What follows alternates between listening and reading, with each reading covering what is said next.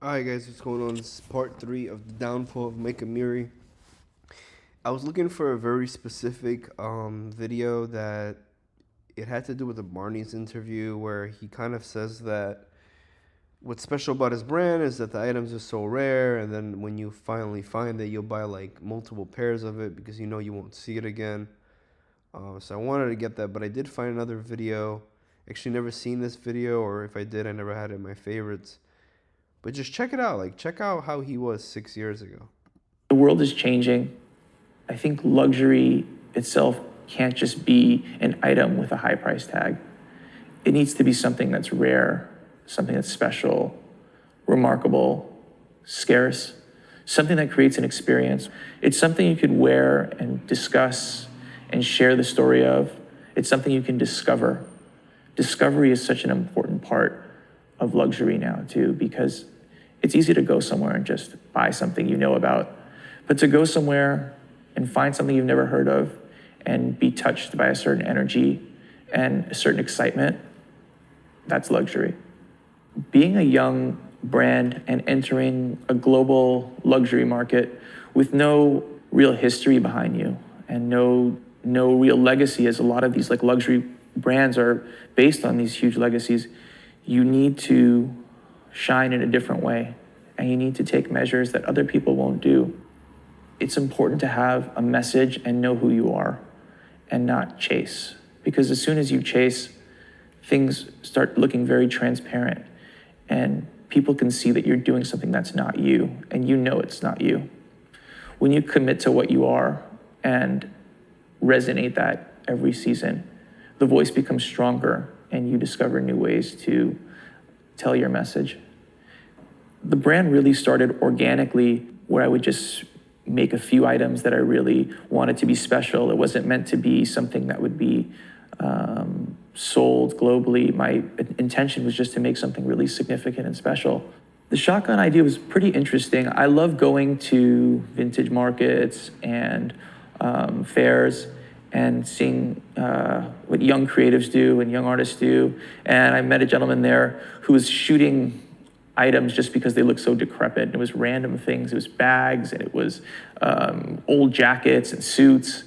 And I remember looking at how novel the destruction pattern looked and how it was almost beautiful in a sense, because nothing could kind of be replicated. No two are the same. And I wondered, what if you created something completely beautiful with the best fabrics in the world and sewed it so meticulously, and then do the unthinkable, which is shoot it with a gun? What does that juxtaposition create, and how rare would that be? Because who would really think?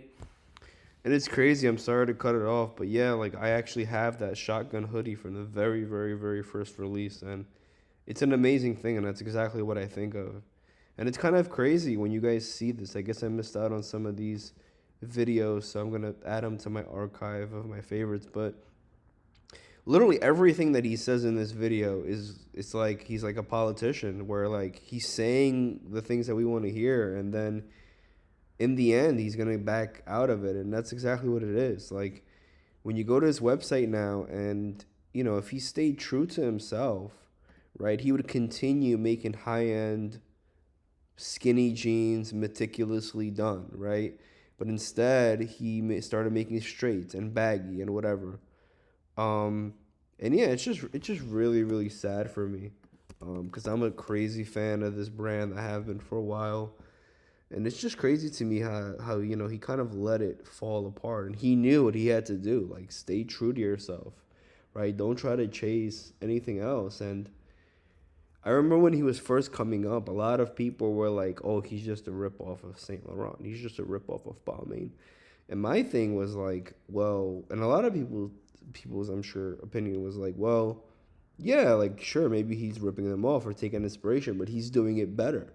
Like, I'm not a fan of the MX1 jean, but if you try on and compare the Balmain jeans versus the AMIRI jeans, like the Balmain jeans were probably the worst jean I ever bought in my life. Like, they were crazy uncomfortable.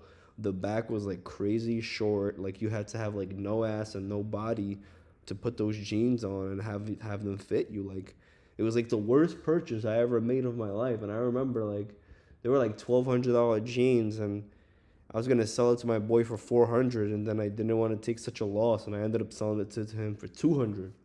You know, like, that's how much I hated those jeans. They were horrible. I hated them. So my whole thing is like people were saying, "Oh, he's just a ripoff or whatever," and I disagreed because he was proving everyone wrong. Like even here, look at the raw hem. I mean, this is new season, but look at the raw hem on those like flannels. Like he was doing unique stuff. He was doing things that other people were doing, and he was making them better. He was literally shitting on everyone. Like no one could keep up. And then he, in my opinion, he sold out.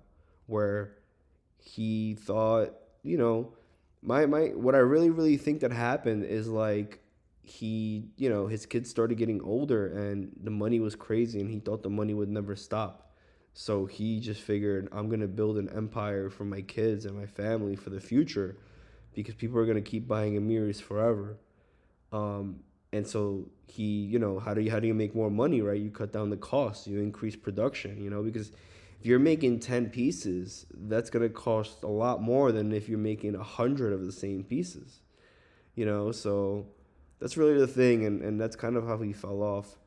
Um, I really suggest you guys watch this video and then this video to see how he changed and Google around on I mean YouTube It's, I mean, it's no, around on some of his older interviews and you'll see like where he was back then and where he is now.